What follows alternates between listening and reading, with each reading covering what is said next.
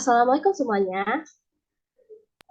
Waalaikumsalam, Bu. Waalaikumsalam Ibu. Ya, Waalaikumsalam. selamat siang. Ini kita sedang melakukan Zoom untuk pembelajaran ekonomi ya. Ini kelas 11 IPS 1 ya. Ya, Ya, Bu, benar, Ibu. Bu. Ya, Bu. Oke. Nah, sebelum kita mulai kegiatan pembelajaran, tolong untuk ketua kelas memimpin doa bersama terlebih dahulu ya. Baiklah, sebelum kita memulai pembelajaran pada hari ini, alangkah baiknya kita berdoa terlebih dahulu. Berdoa dimulai. Berdoa selesai. Ya, sebelum itu Ibu mau ngecek presensi dulu ya. Sudah mengisi presensi online semuanya di Google Classroom? Belum, Bu. Sudah. Silakan isi ya sesuai dengan batas waktunya.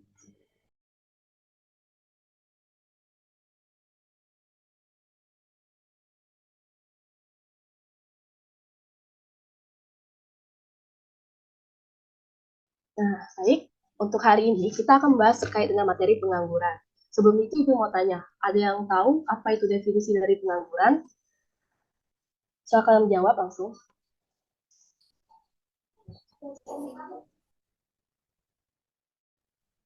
Izin, Bu.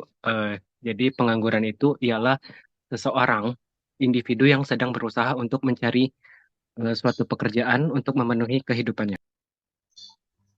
Ya, benar sekali ya Edwan. Jadi pengangguran itu seseorang atau angkatan kerja yang belum memiliki pekerjaan. Nah, jadi pengangguran ini sangat berdampak negatif ya bagi kehidupan kita karena banyak sekali dampak dari pengangguran ini jika angka pengangguran ini semakin tinggi seperti meningkatnya kriminalitas, uh, terhambatnya pertumbuhan ekonomi negara dan juga menurunnya tingkat kesejahteraan masyarakat. Nah, namun dari pengangguran yang luas ini juga itu disebabkan oleh beberapa dari aspek-aspek seperti aspek ekonomi, sosial dan juga pendidikan. Nah, untuk materi pengangguran ini Ibu akan sampaikan tujuan pembelajaran yang perlu kalian capai, yaitu siswa diharapkan untuk mampu menjelaskan terkait dengan konsep pengangguran. Siswa juga diharapkan untuk mampu mengidentifikasi jenis-jenis dari pengangguran dan siswa juga diharapkan untuk dapat mampu menganalisis penyebab dari pengangguran dan upaya dalam mengatasi pengangguran.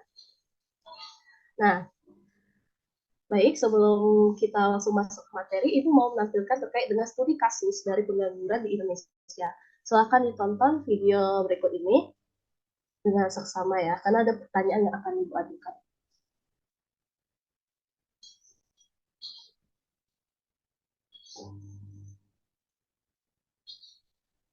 Saya Skolastika Silvia. Kami Izin ada suaranya untuk anak-anak. Sudah, Ibu, ada. Ada Ibu. liputan Amsian dengan kabar mencengangkan soal Indonesia yang ternyata saat ini tengah menjadi negara dengan tingkat pengangguran tertinggi se-ASEAN. Benarkah penyumbang terbesarnya adalah Gen Z?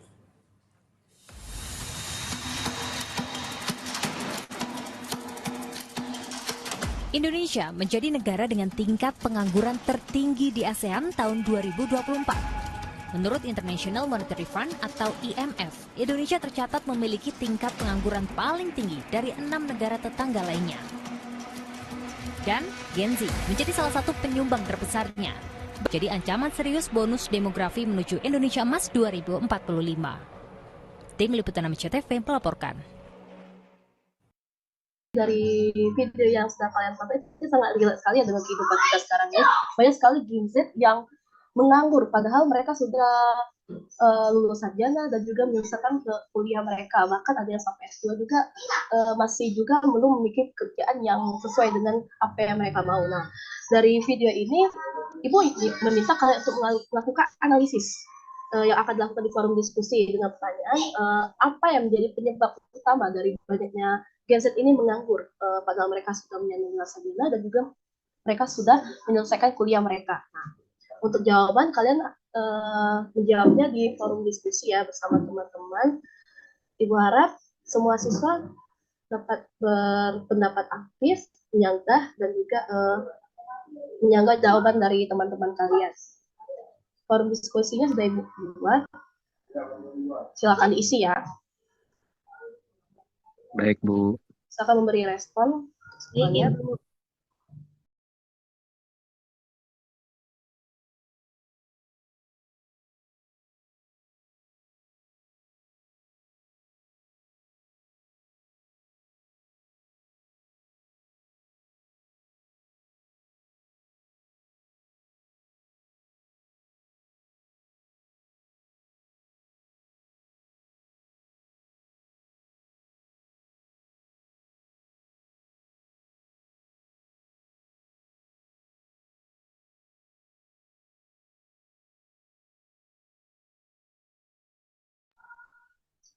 sudah dari pendapat dari Intan, itu penyebab utamanya mismatch keterampilan yang dimiliki Gen Z yang seringkali tidak sesuai dengan kebutuhan kerjaan ya. Dan kedua yaitu ekspektasi gaji yang membuat Gen Z seringkali menolak pekerjaan karena merasa gaji itu kurang untuk kehidupan sehari-hari, dan juga kurangnya pengalaman dari Gen Z. Nah, yang kurang menarik dari perusahaan. Ya benar sekali ya untuk jawaban ini. Untuk siswa yang lain, diharapkan memberikan jawaban di forum diskusi ya. Nah, untuk selanjutnya kita masuk ke pembahasan materi.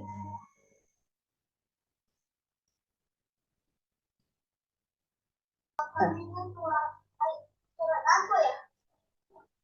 definisi pengangguran. Pengangguran adalah kelompok angkatan kerja yang tidak bekerja atau sedang mencari pekerjaan. Nah, pengangguran ini dapat terjadi karena jumlah penawaran tenaga kerja lebih besar daripada permintaan tenaga kerja. Untuk jenis pengangguran itu dapat dibedakan berdasarkan lamanya waktu bekerja. Yang pertama, pengangguran terbuka. Pengangguran terbuka adalah angkatan kerja yang sama sekali tidak mempunyai pekerjaan. Yang kedua yaitu setengah pengangguran, yaitu angkatan kerja yang sedang bekerja namun tidak bekerja secara optimal atau bekerja di bawah jam kerja normal. Yang ketiga yaitu pengangguran terselubung. Angkatan kerja yang sudah bekerja namun tidak bekerja secara optimal karena ketidaksesuaian latar belakang pendidikan. Yang kemudian itu jenis-jenis pengangguran berdasarkan penyebabnya. Yang pertama yaitu pengangguran struktural. Nah, pengangguran struktural itu terjadi karena adanya perubahan dari struktur ekonomi suatu negara. Yang kedua yaitu pengangguran friksional. Nah, angkatan kerja tidak bekerja karena mengharapkan kerja yang lebih baik dari sebelumnya. Jadi mereka tidak ingin menginginkan tingkatan kerja yang lebih baik lagi dari sebelumnya. Nah, yang selanjutnya itu pengangguran siklis. Itu pengangguran yang terjadi karena adanya penurunan kegiatan ekonomi. Nah, dari jenis pengangguran tersebut dapat disimpulkan penyebab utama yang terjadi pengangguran itu yang pertama itu pertumbuhan penduduk yang cepat. Yang kedua yaitu kesenjangan pendidikan, dan yang ketiga yaitu pertumbuhan ekonomi yang tidak seimbang, keempat keterbatasan keterampilan, dan lima itu kurangnya keterlibatan industri. Dari masalah pengangguran ini dapat disimpulkan upaya untuk mengatasi pengangguran yang pertama itu dengan meningkatkan investasi. Investasi bagi perusahaan akan meningkatkan modal perusahaan untuk membuka usaha-usaha baru. Dan yang kedua yaitu memperbanyak pelatihan kerja, pelatihan yang dibutuhkan oleh masyarakat sehingga mereka memiliki keahlian atau kualifikasi yang diperlukan di perusahaan. Yang ketiga itu program kerjasama dengan luar negeri. Kerjasama ini dilakukan oleh pihak swasta maupun pemerintah untuk memperluas lapangan pekerjaan. Yang keempat itu menggalakkan usaha UMKM. Nah, masyarakat dibina untuk diberikan bantuan modal untuk membuka lapangan kerjaan sendiri. Baik, sudah selesai materi terkait pengangguran. Ada yang ingin mengajukan pendapat atau ingin bertanya? Silakan. Ya, kepada Nurma Yudita, silakan. Izin bertanya, tadi kan sudah dijelaskan tentang penyebab terjadinya pengangguran yang salah satunya adalah kesenjangan pendidikan. Nah, pertanyaan saya, mengapa kesenjangan pendidikan dapat berkontribusi terhadap tingginya angka pengangguran? Terima kasih, Bu.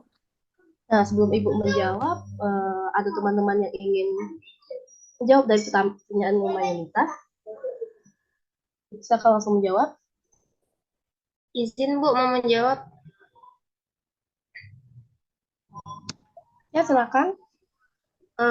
Kesenjangan pendidikan dapat berkontribusi terhadap tingginya angka pengangguran karena perbedaan akses dan kualitas pendidikan menghasilkan ketidakmerataan dalam keterampilan dan kualifikasi tenaga kerja. Orang-orang dengan pendidikan rendah atau keterampilan yang tidak sesuai dengan kebutuhan pasar kerja lebih sulit mendapatkan pekerjaan. Akibatnya mereka cenderung menganggur atau hanya memperoleh pekerjaan dengan upah rendah dan keamanan kerja yang rendah. Kesenjangan ini juga mempersempit pilihan pekerjaan bagi angkatan kerja yang kemudian berdampak pada tingginya angka pengangguran, terutama jika pertumbuhan ekonomi tidak mampu menyerap tenaga kerja yang kurang terampil atau berpendidikan rendah. Mungkin itu saja, Bu. Ya, udah cukup baik ya, udah sangat baik untuk jawaban Indah ya. Ada yang ingin menambahkan jawaban Indah atau ingin menyanggah atau ada yang merasa tidak setuju dengan jawaban Indah? Silakan untuk membuka mikrofonnya. Baik, izin menambahkan Ibu. Ya, silakan. Jadi menurut pendapat saya solusi dari peran pendidikan terkait kesenjangan tersebut itu dapat mencakup satu, akses yang merata memujuk semua anak terutama di daerah terpencil dan kurang beruntung memiliki akses yang sama terhadap pendidikan berkualitas. Iya, benar sekali ya, Baik, Titania. saya kira itu saja Ibu. Ya, terus sekalian Titania, jawaban dari Titania dan Indah itu sudah sangat lengkap ya. Bagaimana dengan Nurma? Apa merasa puas atau perlu jawaban lagi? Menurut saya sudah, Ibu, sudah mengerti. Makasih semuanya. Nah, giliran Ibu ya ingin bertanya pada kalian. Nah, menurut kalian bagaimana peran dari perguruan tinggi atau baik dari mahasiswa? Ini kalian kan masih SMA nih, nanti kalian pasti ingin ke perguruan tinggi kan, ingin kuliah. Nah, tapi ketika kalian sudah di perguruan tinggi, sudah menjadi mahasiswa, bagaimana cara kalian untuk mengatasi dari masalah pengangguran ini? Silakan jika yang menjawab, silakan raise hand, langsung buka mikrofonnya. Izin jawab, Bu. Ya, silakan. Ya, menurut saya kalau untuk perguruan tinggi dalam mengatasi pengangguran seperti yang sedang terjadi ini, secara berkala itu bisa melakukan evaluasi dalam pembaruan kurikulumnya agar lebih relevan dengan perkembangan industri dan meningkatkan kerjasama dengan industri lainnya. Selain itu juga bisa membangun jaringan dengan perusahaan untuk menyediakan peluang agar mahasiswa bisa magang dan kerjasama dengan penelitian sehingga mahasiswa mendapatkan pengalaman untuk bekerja ke depannya. Jadi saya Bu, terima kasih. Iya, baik. Jadi mahasiswa itu baik. Jadi mahasiswa itu perlu untuk melatih baik dari segi kemampuan komunikasi, kolaborasi, dan kepemimpinan yang baik ya. Baik, untuk Intan jawaban yang sangat memuaskan. Baik, untuk sesi tanya jawab Ibu rasa cukup. Kita lanjut ke kuis ya. Setelah kita membahas materi terkait pengangguran, Ibu ada kuis untuk kalian kerjakan. Silakan diakses di Google Classroom sekarang juga. Oke, setelah kalian login quiz yang sudah Ibu tautkan di Google Classroom, silakan join menggunakan kode yang sudah Ibu share screen ini ya.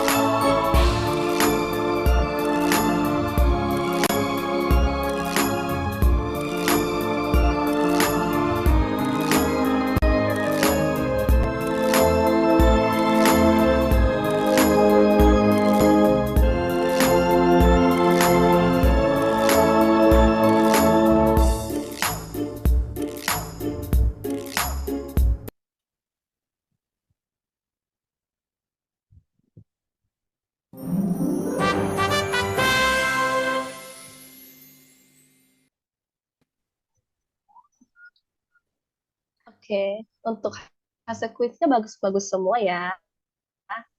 Ini yang pertama Nurma Yunita. Oke, good job ya untuk semua anak-anak. Nah, untuk hasil kuis yang sudah kalian lakukan, jangan lupa di screenshot. Jangan lupa untuk di screenshot juga menampilkan nama kalian dan nilai kalian dan di-upload di penugasan yang sudah Ibu buat di Google Classroom ya, terkait dengan kuis tadi. Nah, baik. Untuk materi pengangguran pada hari ini, Ibu rasa cukup. Ada yang ingin menyimpulkan dari seluruh kegiatan pembelajaran kita hari ini? Saya langsung menunjuk tangan dan membuka mikrofonnya. Mungkin Dian bakal jelasin sedikit kesimpulan dari pembelajaran kita hari ini, Bu. Jadi dimulai dari definisi pengangguran. Pengangguran adalah angkatan kerja yang tidak memiliki pekerjaan atau sedang mencari sebuah pekerjaan. Adapun juga materi mengenai jenis-jenis pengangguran. Itu yang pertama ada pengangguran berdasarkan lamanya waktu bekerja dan juga pengangguran berdasarkan penyebabnya. Mungkin itu saja, Bu, kesimpulannya.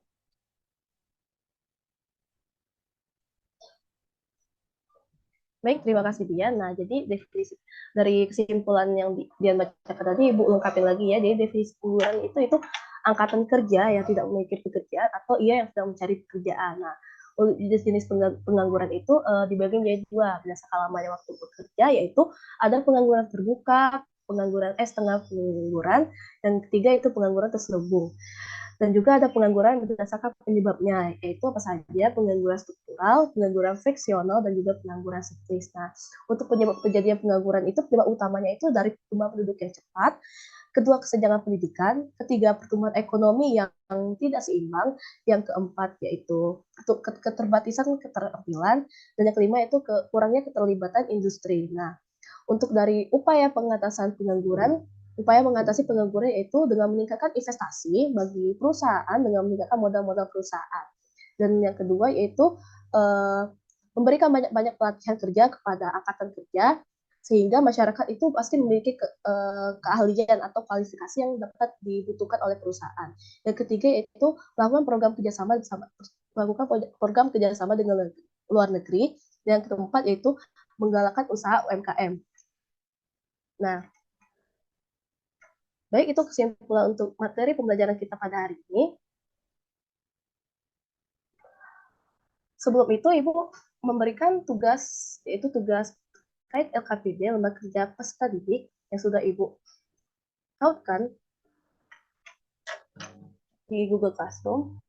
Lembaga aktivitas peserta didik ini sudah Ibu buat dalam bentuk Word, dan kalian bisa download, dan kalian bisa lengkapi atau edit di Word tersebut. Nah, kalian perlu mengumpulkannya sebelum batas waktu yang telah ditentukan. Ini batas waktu itu pukul 11 malam. Jika kalian telat mengumpulkannya, maka otomatis kalau pengumpulannya atau tempat submitnya akan tertutup. Jadi kalian tidak akan mendapatkan nilai.